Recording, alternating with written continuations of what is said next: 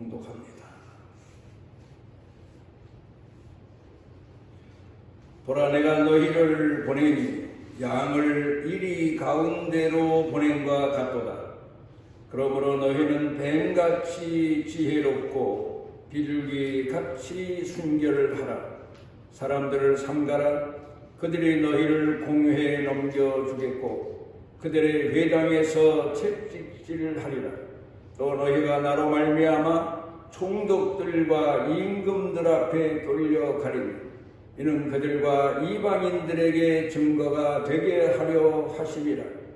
너희를 넘겨줄 때에 어떻게 또는 무엇을 말할까 염려하지 말라. 그 때문에 너희에게 할 말을 주시리니 말하는 이는 너희가 아니라 너희 속에서 말씀하시는 이 곧 너희 아버지의 성령이시니라.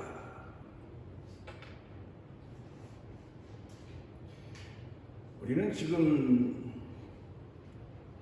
물도 늘 마시고 사는 물도 늘 숨쉬고 사는 공기도 오염되었다고 하는 그런 시대를, 세상을, 사회를 살고 있습니다. 그래서 집집마다 물을 정제해서 먹는, 걸러 먹는 그런 정수기도 있고, 또 그런가 하면 공기를 정화시키는 그런 가구들로 들여놓고 살고 그렇습니다. 그런가 하면 자동차를 운전하고 다니다 보면은 엔진에도 필터가 필요하고, 또 그 외에도 차량 안에 에어컨 같은 데도 필터가 필요하고, 그러니까 오염된 공기를 걸러내는 그런 작용하는 것을 부착하지 않으면 상당히 건강에 해로운 그런 시대를 살고 있습니다. 미국을 가서 보면서 오랫동안 기억에 남는 것이, 길거리를 걸어가는데 사람들이 많이, 젊은 사람들이 많이 주저앉아 있거나 누워 있거나 그렇습니다. 그래, 저 사람들이 왜 저렇게 있나 했더니 마약 중독자들이 그렇게 미국 사회에 많다는 겁니다. 또 그런가 하면은 추운 지방이라서 그런지는 몰라도 몽골 같은 데 가서 보면 사람들이 많이 행동하는 게 우리 한국 사람들처럼 좀 분명해 보이지 않는 그런 사람들을 만나는 경우가 많습니다. 더구나 그 사람들이 한국에 와서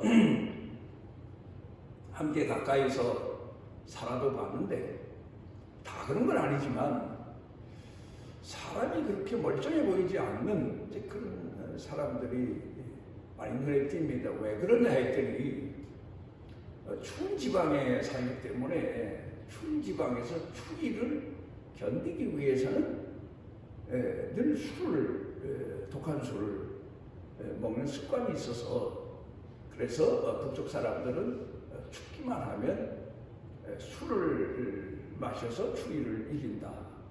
그러다 보니까 알코올 중독자들이 참 많습니다. 그런데 이런 얘기가 남의 나라의 이야기로만 우리가 생각해 왔는데, 물론 우리 사회에도 알코올 중독자가 옛날부터 있었고, 또 그 외에 흔히 하는 말 중에 마약쟁이라는 말처럼 마약을 한 사람들도 없잖아 있었습니다. 그런데 이 근간에 보게 되면 우리 사회도 점점 심각해져 가고 있습니다. 이 마약의 문제, 술의 문제, 뭐 그 외에는 뭐 사치의 문제, 또 그런가 하면은 뭐 노름하는 뭐 그런 문제, 이런 문제들이 점점 심각해져 가고 있는데, 그런데 생각을 해보니까 이 문제가 사회 문제이기 이전에 종교 문제였다는 사실입니다. 왜냐하면 우리나라에 보게 되면 기독교인들이 참으로 많습니다. 처음에는 기독교인들이 참 순수한 신앙을 받아들여서 하나님을 잘 공경했고, 사람들로부터 예수 믿는다는 것 외에는 트집 잡을 게 없는 겸손하고 순수하고 그리고 헌신적이고 이런 사람들이었는데, 점점 기독교가 복음이 전파되면서 교회들이 늘어나고 하더니 사회에서 비난받는 이제 그런 사람들이 늘어나기 시작을 한 겁니다. 그러다 보면 아예 곁길로 가서 이단이 되어버린 사람들도 있고, 그런가 하면은 종교라는 탈을 쓰고, 그리고는 자기 이권 이익을 챙기고 사람들을 끌어모아서 자기 수하의 사람들로 추종하게 만드는 그런 일들이 흔하다 보니까 요 근간에 보면은 사회에서도 엄청난 비난을 받고 사는 사람들이 바로 교회요 기독교인입니다. 왜 그럴까? 성경에는 이미 우리에게 많이 경고하고 예고되어 있는 내용입니다. 예수님께서 이 땅에 오셨을 때 예수님을 믿는 신앙인들은 순수했고 예수님을 따라 섬기고 예수님을 배우고 예수님처럼 그 생을 살았는데, 그 다음에 기독교가 점점 세계로 복음이 전파되어 가면서 잘못된 사람들이 예수님 때에도 그랬고 또 초대교회 때도 그렇습니다. 마술사들이 기적을 베푸는 사도들을 보고 그 능력을 나한테 돈 주고 팔아라, 돈 받고 팔아라, 뭐 그런 식으로 했던 것처럼 이 사이비 종교가 유럽에서도 그랬고 미국에서도 그랬고 우리 한국에서는 피부로 느끼는 일인데, 얼마나 많이 교회를 그리고 기독교인들을 비난받게 만들었는지 모릅니다. 마치 마약을 먹은 사람이 마약에 빠져들어서 제정신 없이 살아가는 것처럼, 또 그런가 하면은 술에 중독된 사람들이 술 취해서 사는 것처럼 그렇게 사는 사람들이 수도 없이 많습니다. 이 근간에도 보면 한때는 이단들이 마치 마약을 먹여서 사람을 못쓰게 만드는 것처럼 그런 일들이 일어나더니, 또 근간에 와서는 사람들에게 술을 퍼먹여서 광신자를 만들어 놓는 그런 시대가 또 우리 눈앞에 보이고 있습니다. 사실 술이라고 하는 것은 그 의미가 여러 가지 의미에서 다릅니다. 포도주 같은 것은 약간의 사람 건강을 위해서 먹기도 하고 마시기도 하고 뭐 그런 거였는데, 약으로 쓸 정도, 적당히 음식으로 쓸 정도였는데, 그런데 사람들이 그 외에 여러 가지 술을 만들어서 마시고는 취하고 그러면서 사람들이 못 쓰게 되어갑니다. 사실 술이라고 하는 것은 옛날에 전쟁터에서 많이 사용됐다고 하지 않습니까? 그냥 맨정신으로 칼을 휘두르고 활을 쏘면서 전쟁터에 나가 상대방을 죽이기는 쉽지 않습니다. 아무리 훈련을 했다 하더라도. 그런 사람들에게 술을 퍼먹여서 술김에 나가 싸우게 하고, 그래서 상대방을 죽이게 하고 그러지 않습니까? 그러니까 요 근간에도 보면 테러리스트들이 테러리스트를 훈련도 시키지만 마지막 목적된 일을 저지를 때에는 마약이나 술을 먹고 그리고 현장에 나가도록 그렇게 사람들을 내모은다는 그런 이야기도 있습니다. 우리가 공기도 정화돼야 되고 물도 정화돼야 되는 시대를 살고 있는데 이제 심각한 문제는 사람들의 생각도 마음도 정화시키지 않으면 안 되는 그런 시대를 우리가 오늘 살고 있습니다. 이스라엘 백성들이 홍해바다를 건너서 광야에 들어가서 며칠 안 돼서 출애굽기 15장에 보면 그들이 사람이 그렇지 않습니까? 곳곳에 가게 되면 사람 사는 곳에는 제일 먼저 있어야 될 것이 물입니다. 그런데 만난 것이 마라의 쓴물입니다. 그로 인하여 백성들이 모세를 원망하고 하나님을 원망하고 우리가 애굽에 있을 때는 그래도 물은 괜찮았는데 여기 와서 물도 마실 것이 마땅치 않고 쓴물이고 독한 물이고 그러지 않습니까? 옛날 분들 말씀을 들어보면 물을 갈아 먹으면 탈이 난다. 그 말씀을 어렸을 때 들었는데 제가 목회를 하면서 여기저기 옮겨 다닌 적이 있습니다. 처음에. 그런데 가는 데마다 물을 마시게 되면 아이들이 부스럼이 나고 배탈이 나고 얼마 동안 적응하기가 참 힘들었던 때가 있습니다. 그런데 이제 지금에 와서 생각해 보니까 한국 교회가 성경으로 말하면 하나님의 말씀이 성령의 역사가 생수처럼 그렇게 역사돼야 되는데 오염된 물처럼 그렇게 한국 교회를 흐려놓고 또 많은 사람들이 술을 퍼먹이듯 성령운동이라고 하는 명분 아래 많은 사람들을 미혹했고 사람들을 잘못 믿게 했고 잘못 신앙생활하게 했고 그리고 빠져들게 하고 그런데 그래서 삶을 망치고 생을 망치게 하는 그런 일들이 수도 없이 많습니다.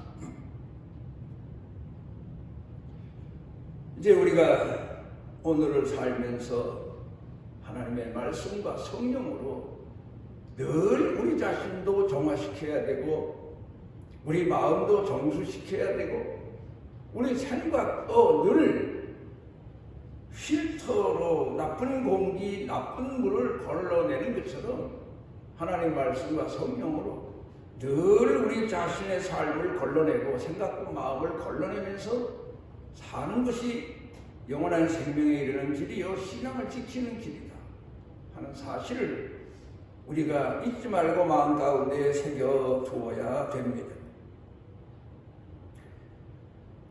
신앙생활에 있어서 우리가 잊지 말아야 될 것은 출애굽기 가운데에서 나오는 15장에 마라의 쓴물을 정화하게 한 것도 하나님께서 모세를 통하여 한 나무를 지시하셨고 아마도 모세가 그 나무를 베었거나 뽑아서 나뭇가지를 꺾어서 물에 던졌더니 물이 마시지 못할 물이 짐승도 사람도 먹지 못할 물이 달게 되었다. 생수가 되었다. 정제된 물이 되었다. 정수된 물이 되었다. 그런 말씀 아닙니까? 성경학자들은 그 한 나무를 예수님의 십자가를 말씀하고 있다. 그렇게 성경학자들이 해석을 합니다. 맞는 것 같습니다. 오늘도 오염된 우리 자신의 생각과 마음을 정수하기 위해서는 늘 십자가의 신앙을 통해서 걸러내야 됩니다. 세속적이고 부패하고 타락한 그런 우리의 마음을 십자가의 신앙을 통해서 걸러내야 됩니다. 그래서 하나님은 이스라엘 백성들로 하여금 그런 훈련을 시키시기 위해서 애굽을 탈출할 때 그들에게 6월절 마지막 음식을 먹는 음식으로서 쓴 나물을 먹게 하셨고 무교봉 누룩 넣지 않은 떡 그러니까 얼마나 딱딱한 떡이며 그냥 밀가루 계속 구운 거 그러니까 이 딱딱한 음식을 먹게 하셨고 쓴 나물을 먹게 하셨고, 그걸 다시 말하자면 하나님을 따라서 하나님의 백성으로 살기 위해서는 고난의 삶을 택하지 않으면 시험당하고, 에덴 동산처럼 먹을 게 풍부하고 배부르고 등쌌으면 시험이 많다. 그래서 하나님은 너희를 고난의 길로 이끄실 거다. 그게 신앙을 지키는 길이다. 그런 의미에서 그런 음식을 먹게 하시면서 깨닫게 하셨는데, 이스라엘 백성들은 그 깊은 의미를 잘 몰라서 늘 불평하고 원망하고 그러면서 40년을 광야에 가서 살았던 것을 보게 됩니다. 예수님께서 이 땅에 오셨습니다. 육신의 몸을 입고 죄인들을 구원하시기 위해 오셨습니다. 오셔서는 33년 동안을 기다리셨다가 30세쯤 기다리셨다가 30세쯤 되셔서 이제 사역을, 공생애를 시작하시고, 그리고는 이제 제자들을 먼저 부르십니다. 성도들을 부르셨다는 말이 맞습니다. 제자들이란 먼저 예수님을 가까이서 배우고 진정한 신앙인의 모습으로 살도록, 그리고 그들이 복음 전해서 모으는 성도들도 그 제자들이 예수님을 닮은 것처럼 그 성도들도 사도들을 닮아서 하나님을 공경하도록 그렇게 하신 겁니다. 그리고 제자들을 부르셔서 그들에게 진정한 신앙인의 삶의 의미를 가르치시는데, 물론 제자들도 세상에서 부름 받은 사람들이기 때문에 의식도 그렇고 그들이 가지고 있는 생각도 그렇고 마음도 그렇고 그들의 생활 풍습도 그렇고 그런 것을 고쳐가시면서 스스로 그런 것이 잘못된 것을 깨닫고 버리게 하시고 걸러내게 하시고, 그러면서 예수님을 따르도록 그렇게 가르쳐 교훈하시는데, 오늘 성경 본문 말씀으로 돌아가서 보면은 예수님이 그들에게 복음을 전하기 위해서 둘씩 짝져 내보내시며 그들에게 이르신 3가지 계명이 있습니다. 그 중에서 제일 첫 번째는 양으로 살아라. 짐승 가운데서 양으로 살아라. 소처럼 살 수도 있고, 뭐 개처럼 살 수도 있고, 또 말처럼 살 수도 있고, 뭐 그 외에 다른 가축처럼 살 수도 있어요. 그런데 예수님은 양처럼 살아. 그렇게 말씀하십니다. 물론 일은 소처럼 하고, 뭐 또 어떤 때 우리가 해야 될 일을 할 때는 충성된 그런 뭐 가축처럼도 일을 하긴 하지만, 그러나 신앙의 마음만큼은 양처럼 살아. 순수한 양처럼 살아. 겸손하고 낮아진 자로 살아. 그런가 하면 어떤 인간적인 힘을 과시하거나 남을 해치는 그런 자로 살지 말아라. 그런 의미에서 양처럼 살아. 혹 사람이 급할 때에는 자기를 꾸밀 수도 있고 과장할 수 있어요. 일이 가족을 쓸 수도 있고, 그렇지만 심지어 예수님이 가르쳐 주신 교훈은 일이 가족도 쓰지 말아라. 흉내도 내지 말아라. 오직 순수한 하나님의 양으로 살아라. 내가 하나님의 양으로 이 땅에 왔다. 내가 지금까지 얼마나 많은 사람들에게 핍박을 받으면서도 한 번도 그들과 대항해서 싸운 적이 없고 저주하고 악담한 적이 없지 않느냐. 그리고 나는 앞으로 어린 양처럼 제물로 십자가에서 못 박혀 죽을 거다. 끝까지 지켜봐라. 내가 어린 양으로 이 땅에 와서 십자가에 못 박혀 죽으면서까지 하나님 앞에 순종한 것처럼 너희도 이렇게 살아라. 그런 의미에서 양처럼 살아라. 그 다음에 오늘 제가 핵심적으로 말씀드리고 싶은 내용이 2번째입니다. 뱀같이 지혜롭게 살아라. 뱀하면 우리는 짐승 중에서 제일 흉측한 그런 짐승으로 취급을 합니다. 그래서 어렸을 때 생각해 보면 자라면서 뱀만 눈에 띄면 막대기를 집어가지고 때려 죽이거나 그래서 어디 나무에 걸쳐놓거나 아니면 남자아이들은 그랬고 아이들은 앞소리를 치고 피해 도망가고 흉측한 그런 동물로 취급을 했어요. 사실 가까이를 지켜보면 흉측하죠. 모습도 그렇고 다리가 있으니까 손이 발이 있나 배로 다니는 건데 그러면 생김새 자체가 얼마나 흉측한지 모르고 그런데 우리가 알아야 될 게 있습니다. 왜 예수님께서 뱀처럼 살아라 하셨나? 어떤 사람은 이 문자대로 성경을 해석하면 오해하기가 쉬워요. 글이라고 하는 것은 뜻이 있고 그 뜻을 바로 해석하지 않으면 오해하기 쉬워요. 그래서 성경을 오해하는 사람들이 많아요. 예수님이 뱀처럼 살렸다고 해서 간교하게 살아도 되고 그건 절대 아닙니다.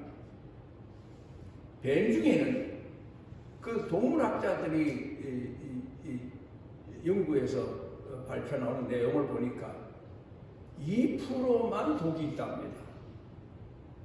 그러니까 나머지 뱀들은 독이 없는 거예요. 그래 옛날에 시골 같은 데서 왜 집안에 있는 담장에 있는 구렁이는 잡지 않았나 했더니 그걸 하나의 미신으로 신처럼 섬긴 사람도 없잖아 있어요. 그렇지만 생각해 보면은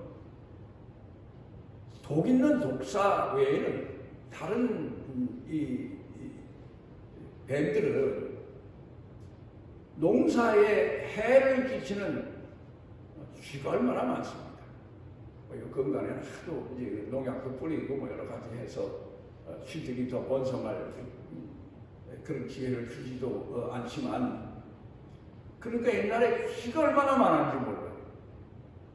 뱀들이 쥐 잡아먹지요. 해충 잡아먹지요. 그런 거 살았어.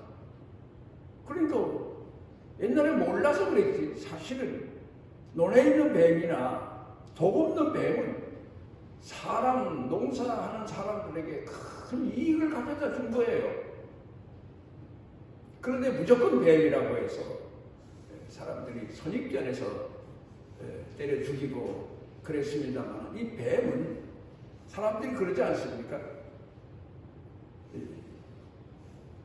뱀은 손과 발이 없으면서도 배로 기어다니면서도 못 가는 데가 없다. 그 말의 의미는 그렇게 지혜롭다 그 말이에요. 예수님이 그걸 말씀하십니다.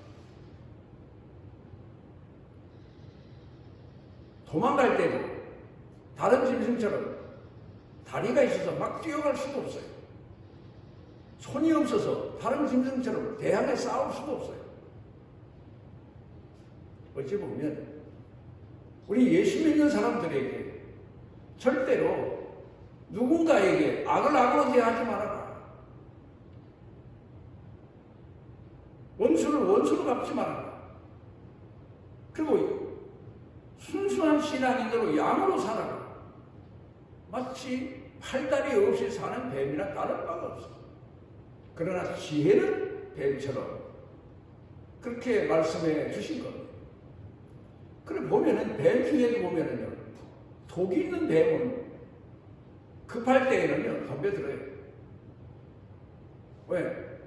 독이 있으니까 물겠다 그 말입니다. 그러니까 우리가 이 이단 같은 사람들을 보게 되면 순수하지 못한 신앙 가진 사람들을 보면 얼마나 악을 동원해서 예수님이 칼을 쓰지 말라고 했는데 칼을 동원하고 무력을 동원해서 세상과 싸우는 그런 사람들도 없잖아 있습니다. 그렇게 사는 사람도 있어요. 이 세상을 어떻게 양처럼 삽니까? 뱀처럼 상대방에게 독을 뿜어서라도 해를 덜 당해야 되지 않겠습니까? 그런 사람들이 있습니다. 그런데 독이 있는 뱀은 나는 독이 있다 해서 거만한 거죠. 교만한 거죠. 그래서 상대방을 물어서 독을 뿌려서 그래서 독이 올라 죽게 하고 그런 이단들 많아요. 그런 싹쓸이 목자 아래서 훈련받은 사람들 많아요. 이렇게 살지 말아라. 독 없는 뱀처럼 지혜롭게, 더 낮아지는 가운데서, 더 겸손하게, 더 순수하게, 또 고난을 이기고, 더 인내하고, 그러면서 살아가. 그런 의미에서 예수님께서 제자들에게 말씀해 주신 겁니다. 가는 데마다 그 당시에 예수 믿는 사람들은 예루살렘에 있던 종교 지도자들이 사마리아 사람 취급을 했어요. 예수님도 사마리아 사람 취급을 했어요. 또 그런가 하면은 예수 믿는 사람들은 말하자면 이 세상에서 복받지 못한 사람들, 그런 사람들로 취급을 했어요. 오늘도 순수한 신앙으로 살아가는 사람들을, 세상 사람들은 그렇게 쉽게 알아주질 않아요. 무시해요. 멸시해요. 밟아도 되는 줄 알아요. 작대기로 때려도 되는 줄 알아요. 그래도 악을 갚지 않으니까. 그러나 성경 가운데 예수님이 가르쳐 주신 내용은 이 동네에서 핍박하면 저 동네로 숨어가라, 피해가라, 그렇게 말씀하셨습니다. 대항해서 싸워라, 그런 말씀 아닙니다. 오늘 우리가 살아가면서 신앙을 지키기 위해서는 예수님이 우리에게 가르쳐 주신 계명의 내용, 그리고 그 깊은 내용을 마음에 새기고 우리 자신의 처신을 신앙인다우게, 또 하나님을 공경하는 하나님의 사람다우게 살아갈 필요가 있는 겁니다. 이스라엘 백성들이 광야에서 하나님을 원망하다가 민수기 22장 가운데 보면 하나님이 보내신 속 있는 뱀들에게 물려 죽게 됐어요. 그래서 다 죽어가고 뱀에게 물려, 속 있는 뱀에게 물려서 아우성이 나니까 하나님 앞에 모세가 기도할 수밖에 없죠. 그랬더니 하나님께서 모세에게 가르쳐 주신 내용이 못뱀을 만들어서 장대 꼭지에 매달아 백성 중에 가운데 갖다 놓게 했습니다. 그리고 백성들이 그 노뱀을 쳐다보면 그 독뱀에게 물린 속이 제거되어서 살아나도록 그런 기적적인 사건을 이스라엘 백성들에게 경험하게 하셨습니다. 성경학자들은 그 내용을 가리켜서 이 세상 사람들에게서 속 있는 뱀에게 물린 것처럼 상한 자, 그리고 죽게 된 사람들이 예수 그리스도, 독 없는 뱀, 저주의 상징인 노뱀입니다. 십자가에 못 박히신 예수 그리스도를 바라보고 사모하고 갈망함으로 치유받고 살아가도록 그런 은총을, 그런 복음을 베풀어 주셨다고 성경학자들이 말하고 있습니다. 오늘 우리는 이 세상 삶이 독 없는 뱀이 마치 논두렁을 밭두렁을 기어다니는 것처럼 살기가 수월하지 않습니다. 얼마나 힘겹고 어렵고 더 힘든지 모릅니다. 그리고 우리로 하여금 그럼에도 불구하고 칼을 쓰는 자는 칼로 망한다, 악을 쓰는 자는 악으로 망하고, 원수 갚는 자는 원수 갚는 것으로도 망하고, 역설적으로 가르쳐 교훈하고 계십니다. 오직 하나님만 바라보고 예수님만 바라보고 그러면서 신앙적 지혜입니다. 신앙적 지혜, 겸손의 지혜, 낮아짐의 지혜, 순종의 지혜, 인내의 지혜, 이런 지혜를 가지고 살도록 우리를 가르쳐 권고하신 겁니다. 그 다음에 세 번째가 비둘기같이 순결하라. 순결의 의미는 제가 처음에 말씀드린 대로 정제된 신앙입니다.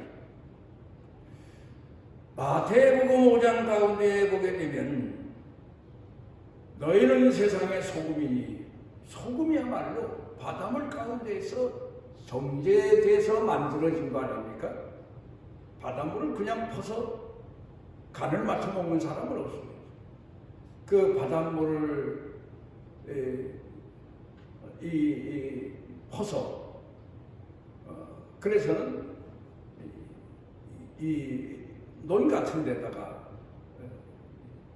물을 가둬서 햇볕을 계속 받게 하고, 그래서 쓸데없는 것은 다 증발되게 하고, 그 순수한 간 있는 소금만 남게 돼서 이제 그걸 사람들이 먹는 것처럼 비둘기까지 순결하라. 여러분, 우리가 부패하고 타락한 인간이에요. 예수를 믿고 하나님을 공경하는 신앙인이라고 해서 그 마음이 순결하고 비단결처럼 깨끗하고, 그건 아니에요. 그걸 알아야 됩니다. 우리가 잊어서는 안 됩니다. 나는 비단결같이 깨끗하고 나는 순수하다, 그게 착각입니다. 우리 마음을, 우리 생각을 보면은 마치 풀 뽑지 않은 밭처럼 얼마만 지나면 잡초가 무성한 것처럼 쓸데없는 생각들이 막 솟아올라오고, 그래서 전부 다 우리가 농사하는 사람들은 곡식을 가꾸기 위해서 부지런히 뽑아야 되고 김매줘야 되고, 그런 것처럼 우리의 나쁜 생각, 순수한 생각, 세속적인 생각을 늘 우리가 걸러내야 됩니다. 공기를 필터로 걸러내고 오염된 물을 필터로 걸러내는 것처럼 늘 말씀과 성령으로 걸러내서 살아야 됩니다. 그게 바로 비둘기같이 순결하게. 비둘기는 옛날부터 순결의 상징으로 그렇게 전해져 오고 있지 않습니까? 다른 이제 새들은 썩은 고기도 먹고 여러 가지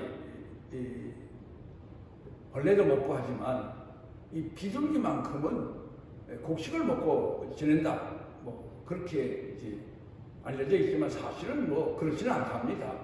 비둘기도 한여름철 같은 때에는 곤충 같은 걸 먹고 그러지만, 어떻든 비둘기의 특징은 다른 독수리나 새매처럼 제 종적을 잡아먹거나 아니면 다른 짐승, 새를 잡아먹는 그런 일은 할 줄 모르는 그런 새, 하여튼 순결의 상징.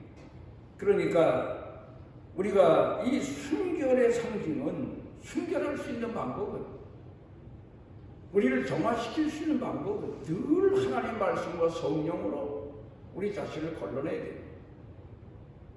우리 자신의 생각과 마음을 말씀과 성령을 통해서 정화시켜야 됩니다.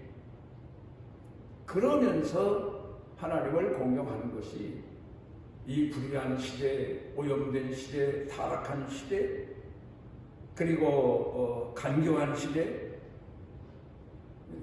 그리고 마치 마약, 그리고 알코올 중독자가 늘비한 시대를 살아가면서 신앙인으로 살아남는 이단이 많고, 또 싹군 목사에게 이용당해서 따라다니는 사람들이 많고, 옛날부터요 영웅을 따라다니는 사람들은 그 지혜가 없는 거예요.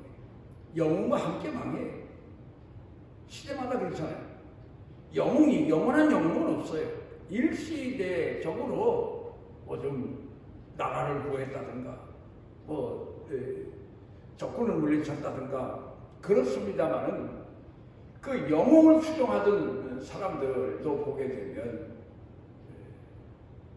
그들도 역시 마찬가지로 영웅의 생애나 사람들에게 추종받던 사람의 생애나 동일하게 끝나버리고 막, 성경은 미혹된 자는 미혹시킨 자와 동일하게 그 생을 마감한다고 경고하고 있습니다. 오늘 우리는 예수님께서 우리에게 가르쳐 주신 독 없는 뱀처럼 살아라. 그 말의 의미는 흉측한 뱀이지만 독 없이 사는 그 뱀에 대해서는 배울 게 참 많다.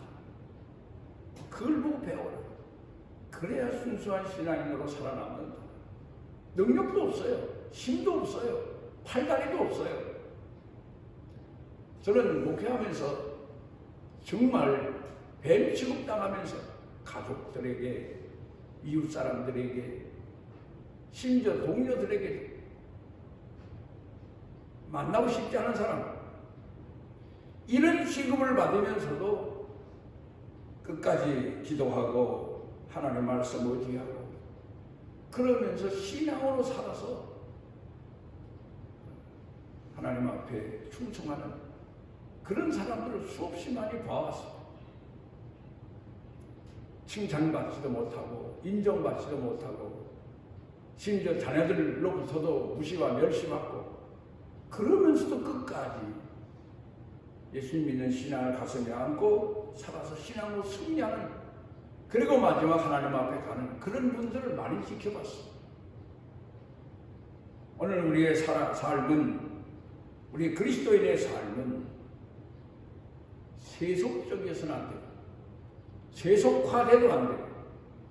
세상 사람들처럼도 우리가 닮아도 안 돼요. 중요한 것은 오직 주님이 가르쳐 주신 대로 순수한 양으로 살고 독없는 뱀의 지혜를 배우고 그 삶의 모습을 내 가슴에 새기고 살고, 그리고 비둘기같이 순결한 정조된 신앙을 가지고 오늘을 살아가면서 예수님께서 이 세상에 파송한 신앙인으로 승리하시기를 바랍니다. 우리를 사랑하셔서 주의 자녀로 선택해 주시고 우리로 하여금 신앙인의 삶의 깊은 뜻을 마음에 새기고 살아가도록 깨우쳐 주시는 아버지 하나님의 은혜와 은총을 감사드립니다. 주님 기도하옵는 것은 주님을 바라보고 주님과 동행하고 오늘의 삶이 세상 사람들로부터 천대와 멸시를 받고 무시를 당할지라도 생명 있는 신앙인으로 하나님 앞에서 주의 성령과 말씀으로 충만해 살아가는 축복을 더하시옵소서. 예수님 이름으로 기도드리옵나이다. 이스라엘의 하나님 여호와께서 그 날개 아래 보호를 받으러 온 내게 온전한 상 주시기를 원하노라. 우리를 시험에서 건지시고 사망의 음침한 골짜기를 헤맬지라도 함께해 주시는 우리 주 예수 그리스도의 무한하신 은혜와 우리를 선택하시고 영원히 사랑하시고 포기치 아니하시는 아버지 하나님의 만극하신 사랑과 우리 속에 내재하셔서 우리 생각과 마음의 부패와 타락함을 아시고 빛을 비추어 주시고 이를 걸러내게 하시고 순수한 하나님의 사람으로 살아가도록 인도하시고 함께하시고 은총 주시는 성령님의 능력의 은총이 사랑하는 자녀들을 생각, 마음, 영과 육, 사는 생활, 가족, 일터, 경영, 온 교회 중에 넘치고 넘치도록 함께 하시기를 축원하옵나이다.